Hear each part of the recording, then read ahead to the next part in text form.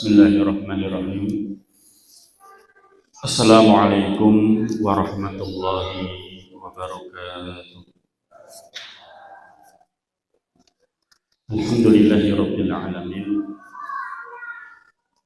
Wa bihi nasta'inuhu ala umuri dunya waddin. Wassalatu wassalamu ala asrofil mursalin wa ala alihi wa sahbihi ajma'in. Amma ba'du. Ikhwan, akhwat fillah, rahimakumullah, Bapak Ibu sekalian jamaah salat maghrib yang semoga senantiasa dalam lindungan Allah Subhanahu wa taala. Alhamdulillah, kita bersyukur kepada Allah di malam hari ini Allah masih mencurahkan nikmat-nikmatnya kepada kita, nikmat iman, nikmat sehat wal afiat, juga nikmat-nikmat yang lainnya yang tidak akan mungkin kita mampu untuk menghitung nikmat-nikmat tersebut. Ikhwan wa fillah, rahimakumullah, karena sekarang sudah masuk bulan Sya'ban, akhir Sya'ban, tinggal menghitung lagi masuk bulan Ramadan. Maka materi kita yang biasanya fikih dari awal yaitu thaharah, sementara kita pendek dan kita masuk ke fikih yang terkait dengan siang, agar kita nanti di saat melaksanakan siang di bulan Ramadan ini bi'ilmin, berdasarkan dengan ilmu. Atau mungkin di antara kita sudah pernah mengkaji, kita murojaah kembali, mengulang kembali yang terkait dengan fikih siam, terutama siam Ramadan. Yang pertama adalah kita bahas ta'rif siam, pengertian daripada siam. Yang dimaksud dengan siam, saum, itu secara bahasa itu artinya imsak, menahan diri. Jadi perbuatannya itu menahan diri, bukan makan, bukan minum, bukan berjalan, itu kan semua perbuatan. Tapi ini sekedar menahan diri. Menahan diri dari apa? Al-imsak biniyatit ta'abbud, menahan diri dengan niat ibadah. Menahan diri dengan niat ibadah. Menahan diri dari apa? Mina akli wa syurbi wa syahawati, menahan diri dari makan, dari minum, dari berhubungan intim suami istri. Sebenarnya mampu dia makan, sebenarnya dia mampu juga minum, sebenarnya dia juga mampu untuk berhubungan suami istri, apalagi nganti nanyar. Tetapi dia tinggalkan itu semuanya. Niatnya apa? Ibadah kepada Allah Subhanahu wa ta'ala. Karena ada orang yang meninggalkan makan, meninggalkan minum, tidak makan, tidak minum, sama-sama tidak makan, tidak minum, tapi yang satu itu niatnya ibadah, yang satu niatnya lain. Kenapa Pak niatnya? Golek pesugihan, ben juga lancar rezekine, cepet jodone, ketemu jodone, ya. Itu mereka juga ada yang berpuasa, ada puasa ngerawat, puasa mutih. Puasa mutih mangan sing putih-putih tok. Napa, Pak? Beras, nasi putih, ketan putih, garam putih, Kapur putih, semen putih. Sing putih-putih dong. Tapi mereka niatnya bukan ibadah kepada Allah, punya niat-niat yang lain, niat-niat duniawi. Ini bukan disebut dengan saum. Ya poso mungkin bahasa Indonesianya. Betul poso ki apa-apa kerso ya. Makanya kita menggunakan istilah saum ataupun siam karena bahasa syar'i. Dan segala hal yang membatalkan puasa, menahan diri dari makan, minum, hubungan suami istri, dan segala hal yang membatalkan puasa. Nggak makan, nggak minum, juga tidak hubungan suami istri, tapi mungkin infus. Ya. Infus itu membatalkan puasa. Kenapa? Isinya sari-sari makanan. Suntik yang bukan obat loh, suntik yang isinya itu vitamin, suplemen, penguat atau penahan lapar, itu juga membatalkan puasa. Ya. Atau hal-hal yang lain yang nanti ada pembahasan khusus, yaitu membatalkan ya hal-hal yang membatalkan puasa. Min tulu'il fajri ila ghurubi syamsi. Waktunya semenjak semenjak fajar terbit sampai matahari terbenam. Fajar terbit itu ya masuk waktu subuh, dikumandangkan adzan subuh. Jadi mulai puasa, mulai menahan diri imsak itu ya semenjak adzan berkumandang, bukan imsak 10 menit sebelum adzan. Itu masih lumayan Bapak Ibu sekalian. Ya, imsak itu kan 10 menit sebelum adzan subuh. Ya, jangan bangun tidur, kok wis imsak ora sida sahur. 10 menit itu masih bisa untuk minum. Masih bisa untuk makan kurma 3 butir atau bahkan mungkin masak mie bisa 10 menit jagat boten Bu, 3 menit dimasak, 2 menit nunggu ben rada adem, 3 menit lagi dimakan, 2 menit ngombe, rampung 10 menit adzan. Atau jenengan baru nikmat-nikmatnya makan, wah kok imsak wisan. Imsak itu bukan tanda berakhirnya makan dan minum. Istilahnya itu baru lampu kuning, belum lampu merah. Makanya kalau sedang makan sahur enak-enak kok imsak, tak jawab imbu gitu. Imsak imbu. Kenapa? Masih ada kesempatan untuk makan. 10 menit lumayan itu. Dalilnya apa? Dalilnya dalam surat Al-Baqarah disebutkan wa kulu wasrobu hatta yatabayyana lakumul khaytul abyad minal khaytil aswad minal fajr. Maka makan dan minumlah kalian sampai jelas benang putih dari benang hitam, yaitu waktu fajar. Waktu fajar itu adzan berkumandang. Kalau 10 menit sebelum adzan itu belum masuk waktu fajar. Dalil Al-Quran gitu. Dalil hadisnya apa? Inna bilalan yu'adzinu bilailin. Rasulullah dulu itu punya 2 muadzin, Bilal sama Ibnu Umi Maktum yang buta. Kalau Bilal ini dia azannya di tengah malam, jam 2:30, jam 3. Kalau sekarang gitu, fakulu wasrobu, sekarang makan dan minumlah kalian. Saatnya makan sahur. Sampai kapan? Hatta yu'adzina Ibnu Umi Maktum. Sampai Ibnu Umi Maktum itu azan yang kedua, maksudnya azan subuh. Kalau sudah azan subuh kamu tinggalkan. Jadi 2 dalil ini Al-Quran Sunnah ini menjadi batas ataupun pengertian bagi kita tentang batasnya makan minum itu ya sampai azan berkumandang, masuk waktu subuh. Kan ada hadis katanya Rasulullah SAW itu sahurnya itu ketika membaca Al-Quran 50 ayat. Apakah itu bukan pertanda bahwa akhir sahur itu seperti itu? Memang ada hadis Rasulullah SAW bahwa biasa Rasulullah itu selesai makan sahur kemudian menuju ke adzan subuh itu kurang lebih jaraknya membaca Al-Quran 50 ayat. Nah itu diperkirakan 10 menit. Itu bukan berarti waktu terakhir sahur, tetapi ini menunjukkan bahwa Rasulullah itu ketika sahur itu mepet dengan waktu subuh. Sehingga begitu selesai sahur beliau sudah persiapan untuk sholat subuh. Kurang lebih selesai sahur beliau dengan masuk waktu subuh itu baca ayat 50 ayat. Kurang lebih 10 menit. Karena sunnahnya itu takhiru sahur, mengakhirkan waktu sahur. Bukan sahur jam setengah loro wis sahur. Jam loro wis sahur itu nanti enggak tercapai maksudnya. Apa? Kita jam 6 sudah lapar, jam 7 sudah lapar. Tapi kalau kita mepet sahurnya sebelum sholat subuh, nanti insya Allah awet, ya, kenyang kita sampai mungkin menjelang tengah hari.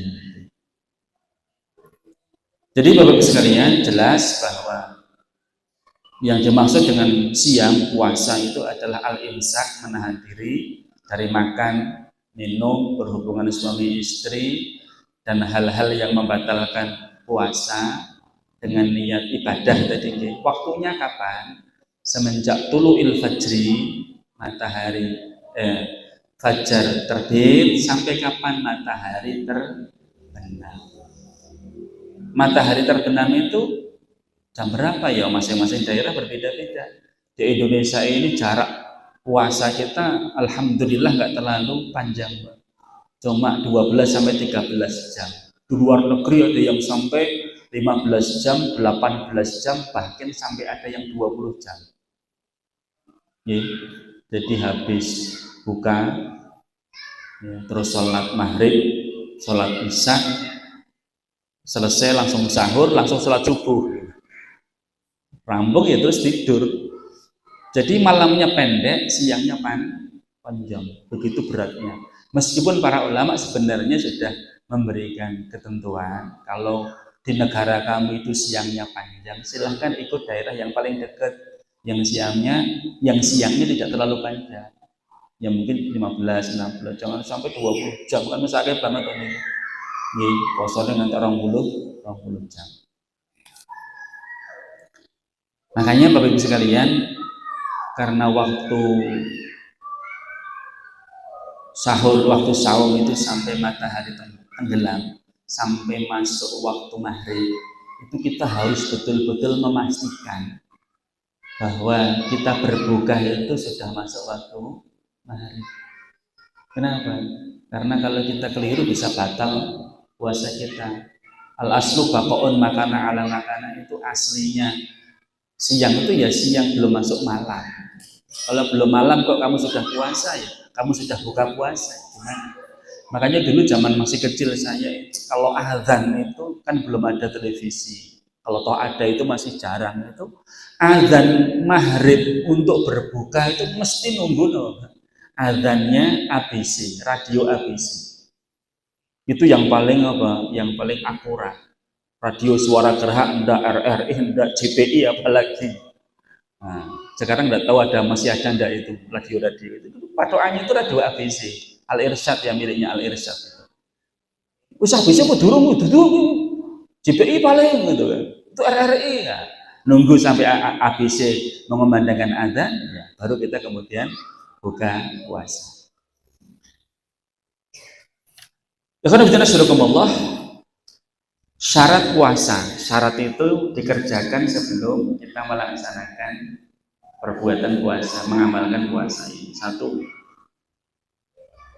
syarat puasa bagi seorang muslim adalah berakal dan baligh.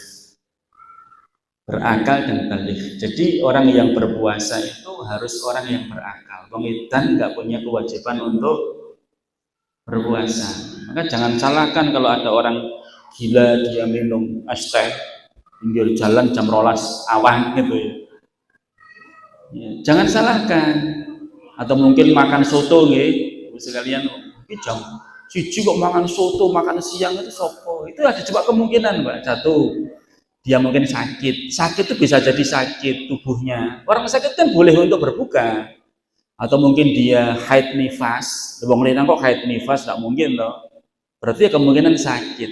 Kalau enggak sakit tubuhnya, ya sakit jiwanya. Berarti edan gitu ya. Kalau dia enggak puasa di siang hari bulan Ramadan. Atau musafir, nanti musafir boleh untuk berbuka juga. Kalau laki-laki itu ya kemungkinan kalau dia enggak puasa, ya kalau enggak musafir, masih anak kecil belum balik, kemudian dia itu gila. Kalau orang bukan musafir, sudah gede juga dia tidak gila, kok dia tetap tidak berpuasa, ya nanti ada ancaman dari Allah Subhanahu wa taala lewat lisan Rasulullah sallallahu alaihi wasallam. Rasulullah bersabda, rufi'al qalam an salasatin. Diangkat pena, maksudnya amal kita tidak akan ditulis oleh malaikat. Dari siapa? Anil majnuni hatta yufiqa. Dari orang gila sampai dia sadar. Orang gila itu tidak dianggap berdosa kalau dia berbuat maksiat, karena akalnya nggak berfungsi. Kalau dia meninggalkan sholat, ya dia nggak berdosa. Dia meninggalkan puasa sih juga tidak berdosa, karena akalnya sudah hilang. Wa 'anil naimi hatta yastayqidha. Dan dari orang yang tidur sampai dia bangun. Orang tidur itu tidak punya kewajiban juga untuk sholat. Maka begitu dia terbangun, sholat yang dia tinggalkan segera dikerjakan saat itu juga. Kalau tertidur loh, bukan yang aja tidur kemudian ya dibangunkan nggak mau. Gitu. Wa 'anis sobi hatta yahtalima, dan dari anak kecil sampai dia balik. Anak kecil itu rufi al-qalam, malaikat nggak nulis, pena diangkat. Dah cilik maling gitu kan, masih kecil, yang disalahkan bukan anaknya, orang tuanya. Wong edan orang kelambi mlaku-mlaku nang dalan, ya aja salah ki wong edan kok. Mestinya yang normal segera ngambil baju, pegang, dipakein baju. Karena dia memang tidak sadar. Begitu juga orang yang tertidur tadi. Orang tertidur jangan disalahkan, dia sedang tidur kemudian terus melindur, melaku-melaku ngeplaki wong turu meneh gitu ya. Kalau dia nggak sadar, nggak boleh disalahkan. Itu nanti tidak terkena hukuman dalam Islam itu. Jika seorang wanita, maka disyariatkan dalam keadaan suci dari haid dan nifas. Syaratnya yaitu harus dalam keadaan suci. Kalau dia sedang puasa, bukannya jam 5:30, jam 5:15 kok terus haid, menstruasi, ya sudah, batal. Loh, Ustaz masuk kurang 1/4 jam buat diskon. Enggak bisa. Ya nanti dia harus ganti selain bulan Ramadan dari kapan? Ya dari awal. Orang terus, ya aku tak ganti sesok jam 5 mulai ini, ya iso. Sebagaimana sholat ya, batalnya dia pas tahiyat awal, ya nggak boleh terus wudhu baru langsung tahiyat awal melanjutkan, nggak bisa. Ya dari awalnya kita takbiratul ihram, kecuali tawaf. Dengan tawaf Ka'bah sampai putaran keempat kok batal. Dengan wudhu dilanjutkan, sisanya 3 kali putaran lagi boleh itu. Satu-satunya cuma itu, tawaf saja. Yang lain kalau batal diawali dari awal. Sholat dari awal, puasa juga dari awal. Jadi syarat puasa muslim, berakal, baligh, kemudian dia suci dari haid dan nifas. Muslim lebih utama, kalau selain muslim tidak dianggap itu puasa, siam. Kemudian musafir, faman kana minkum maridun aw 'ala safarin fa'iddatun min ayyamin ukhar. Maka barang siapa di antara kalian sakit atau dalam perjalanan lalu berbuka, maka wajib mengganti sebanyak hari yang dia tinggalkan pada hari-hari yang lain. Ya, Ustaz, saya mau berangkat ke Kalimantan, perjalanannya 2 jam pesawat, terus perjalanan darat, sampai memakan waktu 3 jam, karena Solo, Jogja Pak, sekarang di Kulon Progo itu bandara itu 2 jam lebih ya Pak, sampai 3 jaman mungkin. Terus nunggu dulu 1 jam, kemudian setelah itu naik pesawatnya 2 jam, perjalanan lagi ke tempat 1 jam, itu kan hampir setengah hari. Boleh nggak kita berbuka? Jelas boleh, karena sini Kalimantan itu berapa ratus kilometer. Ya, para ulama menyebutkan jika perjalanannya itu adalah masafatul qasr, perjalanan jauh yang boleh diqasar, maka dia boleh berbuka.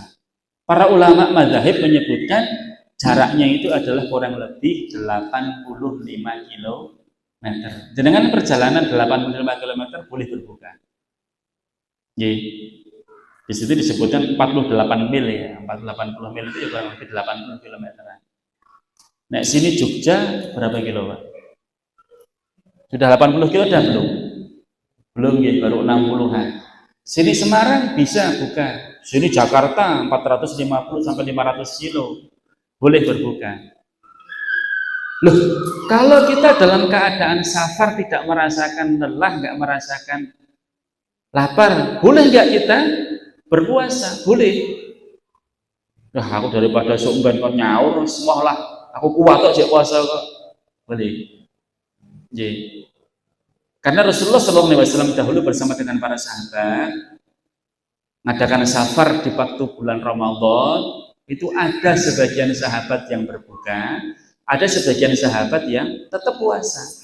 Rasulullah membenarkan dua-duanya. Yang puasa silahkan, kemudian yang berbuka Rasulullah juga tidak menyalahkan. Yang penting besok di qadha, dibayar utangnya.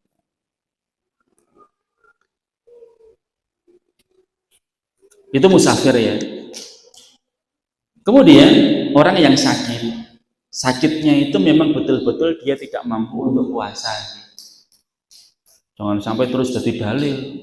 Kok gak puasa kenapa, Pak? Sakit. Kata Pak Ustadz kemarin, katanya kalau sakit boleh gak puasa. Lah sakitnya nopo? Panu. Lah wong panu kok ora poso ya. Ya. Panu itu bukan jadi halangan untuk tidak berpuasa.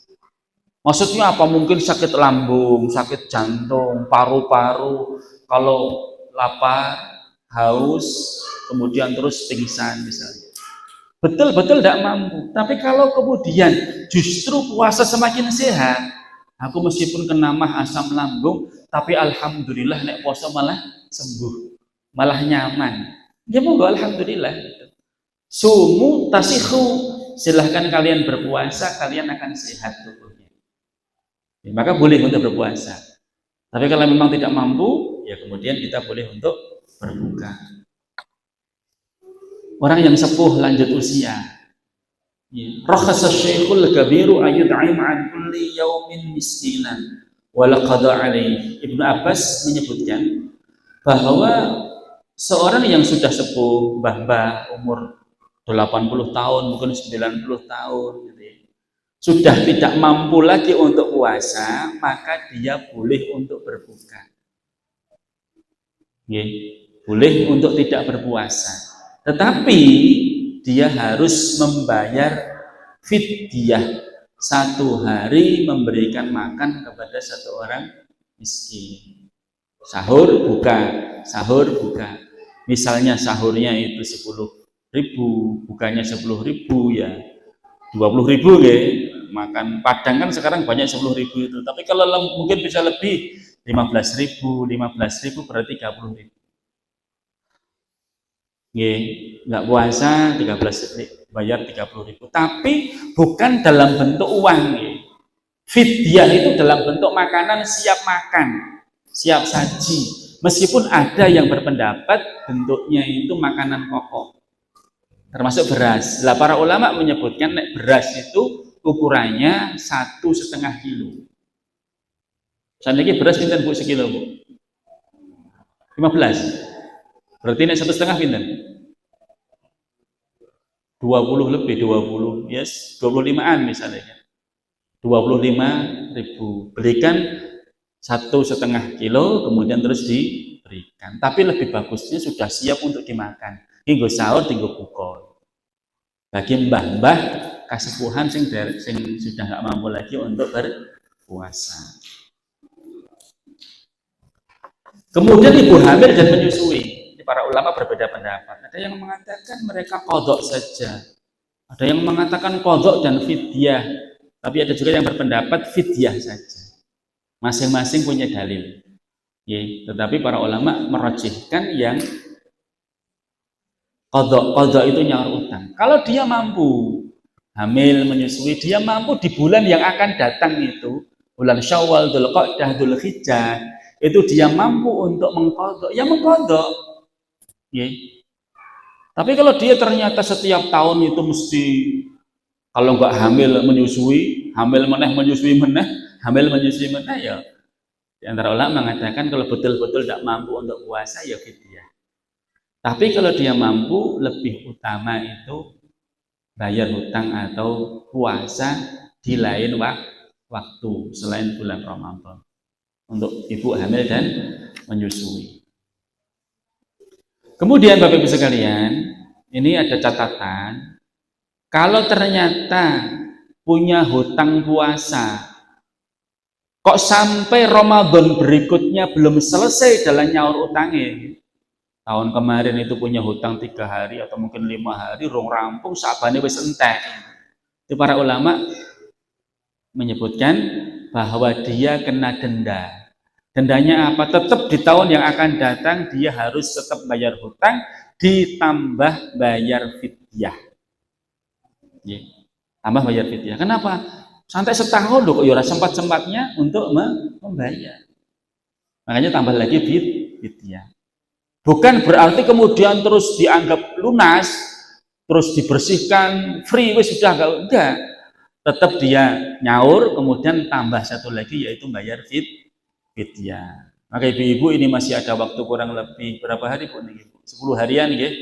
Masih ada kesempatan yang mungkin punya hutang puasa 2-3 hari ndang gage di sahur. Enggak usah malu. Karena Ibunda Aisyah radhiyallahu anha pun beliau mengqadha nyaur utangnya di bulan Sya'ban. Ya, di bulan Sya'ban. Terus sekarang kita masuk ke rukun puasa. Rukun tuh harus dikerjakan. Kalau tidak ada rukunnya, ibadahnya tidak sah. Salat kok nggak takbiratul ihram, tidak sah. Salat kok nggak baca Al-Fatihah, tidak sah. Salat kok tidak ruku, tidak sah. Salat tidak sujud, ya tidak sah. Itu semuanya rukun. Rukun tuh harus dikerjakan. Lah rukun puasa apa? Satu, rukun puasa itu niat. Ini penting ini. Harus selalu kita ingatkan. Meskipun di antara ulama ada yang berpendapat niat cukup sekali di awal Ramadan, tapi rata-rata kebanyakan ulama berpendapat setiap malam itu harus berniat. Baik dengan dilafadzkan nawaitu somahodi an adai atau dengan hati, karena niat itu letaknya di hati. Bahkan para ulama menyebutkan kalau kamu makan sahur itu sudah dianggap niat. Lah arep makan sahur apa ora dienggo poso gitu. Kecuali sing menipu ya, kecuali yang pura-pura pas sahur ya melu sahur, pas buka bersama ya melu buka bersama, tapi siang hari mlebu nang omah mangan sak wareke, bar niku terus disapi. Poso sapi bar mangan diusapi. Ya. Harus ada niat. Pas sahur menggo niat. Ya Allah besok saya puasa. Ya. Innamal a'malu binniyat, sesungguhnya amal itu, amal perbuatan itu berdasarkan dengan niatnya. Tidak dianggap kalau tidak ada niat. Dalam hadis yang lain Rasulullah mengatakan, "Man lam yubayyiti siyam qabla al-fajri fala siyamalah." Barang siapa yang belum atau tidak berniat untuk puasa di malam hari sebelum masuk waktu fajar, maka tidak ada puasa baginya. Maksudnya puasanya tidak sah.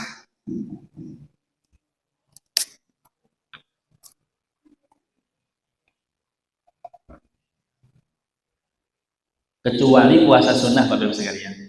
Kecuali puasa sunnah. Rasulullah sejak malam sampai pagi belum makan.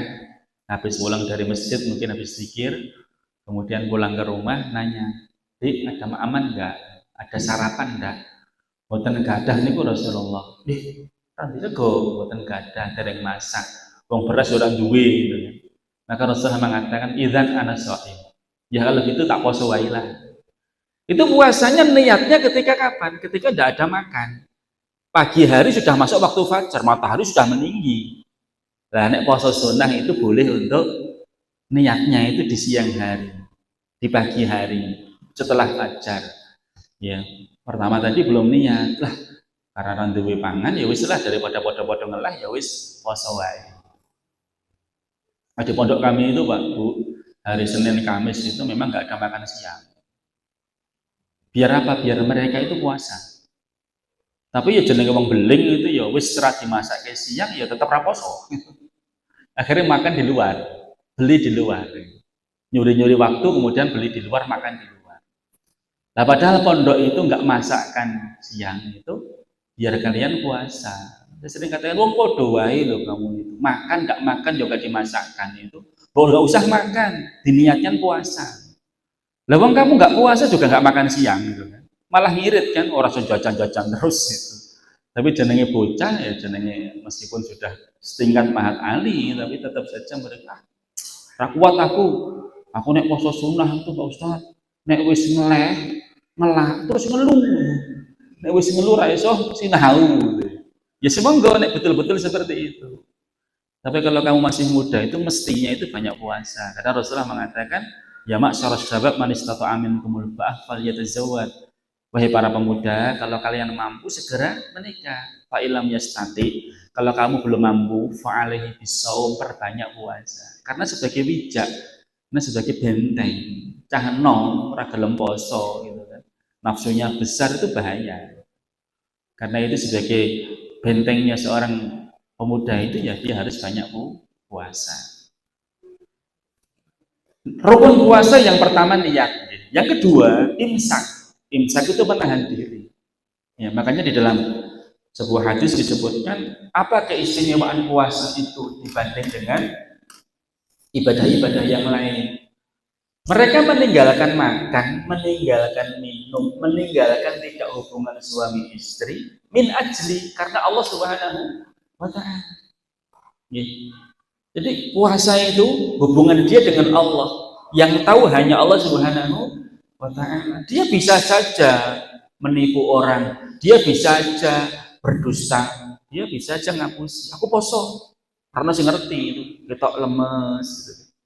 Padahal siang hari makan, mampir nang warung, ngombe teh, es teh. Yang tahu hanya dia dengan Allah Subhanahu wa ta'ala. Makanya puasa itu mengajarkan kepada kita, melatih kita untuk bersikap muraqabah, selalu merasa diawasin oleh Allah Subhanahu wa taala. Wong pangan pirang-pirang lho niku. Siap dimakan, warung yo dibuka lebar-lebar, terutama di Indonesia di Jawa ini. Beda dengan Padang, Mbak Madura. Itu ceritanya kakak ipar saya itu. Kaget saya di Jawa. Bulan Ramadan kuwabe dibuka warung-warung makan biasa banget. Kami di Padang itu masih nuansa islaminya masih kelihatan betul. Nggak boleh itu warung-warung makan itu buka di siang hari. Kalau toh terpaksa harus menutup tirai, nggak boleh kelihatan. Orang jaganya mungkin ada musafir, ibu-ibu yang haid nifas, mungkin ibu hamil menyusui, pengen makan siang, silahkan beli di situ. Tapi selain itu tidak boleh. Mungkin ada orang edan bareng sing arep mangan itu kan. Mungkin anak kecil yang sakit itu tidak apa-apa. Makanya kalau ada pertanyaan, Pak Ustaz, memang nggak boleh toh buka warung makan di siang hari? Ya boleh saja, tapi jangan tulisin di situ warung ini buka hanya untuk wanita hamil menyusui, haid nifas, kemudian anak kecil, orang-orang yang sakit, terakhir wong edan. Gitu harus gitu. Kalau nggak boleh itu. Kamu tidak menghormatin kami yang mayoritas puasa. Malah jangan justru hormatin kami dong yang tidak puasa. Kualik kuwi. Masa yang mayoritas suruh menghormati yang minoritas itu. Kamu yang minoritas itu tolong hormatin kami, ini bulan Ramadan 1 bulan. Ya, kalau toh terpaksa ya ditutup. Jangan terang-terangan seperti itu. Nantang toh kamu toh. Dapatkan murka dari Allah Subhanahu wa taala. Jadi orang yang berpuasa itu imsak, menahan diri. Sebenarnya dia mampu itu kan untuk makan minum, untuk hubungan suami istri. Ya, tapi dia tinggalkan karena Allah Subhanahu wa taala. Beda dengan yang lain Pak. Syahadat harus disaksikan. Mungkin dia akan riya. Dia mungkin niatnya itu bukan lillahi taala. Aku pura-pura masuk Islam ben oleh zakat fitrah, ben oleh nanti dapat kurban, nanti setiap ada pembagian apa dari kaum muslimin dapatkan bagian. Pada zaman Rasulullah juga seperti itu, orang-orang munafik itu mereka pura-pura sholat, bahkan pura-pura jihad gitu. Biar apa? Terjaga hartanya, terjaga jiwanya. Ya, sholat mungkin juga bisa pura-pura. Ya. Sholat itu kalau sholat wajib ya kan harus di masjid kan, masjid. Sangat mungkin sekali nanti dia akan riak. Lu si fulan kok nggak sholat? Di mana? Ketahuan. Gitu. Dia sholat kemudian di soft paling depan di belakang imam, akan riak, akan sombong. Siapa saya kok itu? Ya, begitu juga infak sedekah bisa riak. Haji umroh juga sangat mungkin sekali bisa riak. Tapi kalau puasa itu tidak ada kesempatan. Dia mau nipu, itu urusan dia dengan Allah Subhanahu wa Ta'ala. Ya. Kemudian terakhir waktu, ya, waktu rukun puasa itu harus jelas, yaitu di siang hari. Gak boleh puasa malam hari. Aku tak puasa nih, bar maghrib tekan fajar, ya penak man, tinggal turu tok. Makanya waktunya itu harus jelas, yaitu di siang hari. Kalau tidak siang maka tidak sah puasanya. Ya demikian Bapak Ibu sekalian, sebenarnya masih panjang tentang masalah fikih siam kalau kita mau kaji, tetapi karena waktunya sudah masuk waktu Isya, kita cukupkan sekian. Semoga ilmu yang kita kaji hari ini, malam ini bisa sebagai bekal bagi kita nanti untuk melaksanakan siam Ramadan yang sebentar lagi akan kita jalani. Demikian alhamdulillahirabbil alamin, kita akhiri dengan kafaratul majlis. Subhanakallahumma wa bihamdika asyhadu an la ilaha illa anta astaghfiruka wa atubu ilaik. Alhamdulillahirabbil alamin. Assalamualaikum warahmatullahi wabarakatuh.